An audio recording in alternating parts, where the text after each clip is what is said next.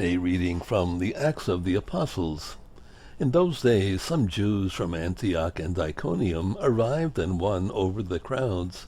They stoned Paul and dragged him out of the city, supposing that he was dead. But when the disciples gathered around him, he got up and entered the city.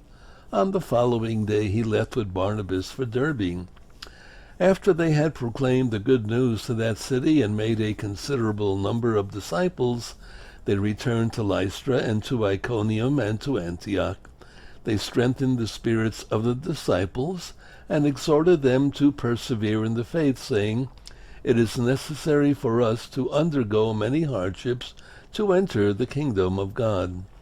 They appointed presbyters for them in each church, and with prayer and fasting commended them to the Lord, in whom they had put their faith. Then they traveled through Pisidia and reached Pamphylia. After proclaiming the word at Perga, they went down to Italia. From there they sailed to Antioch, where they had been commended to the grace of God for the work they had now accomplished.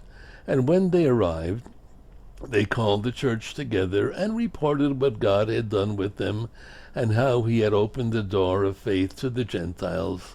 Then they spent no little time with the disciples. The word of the Lord. Thanks be to God.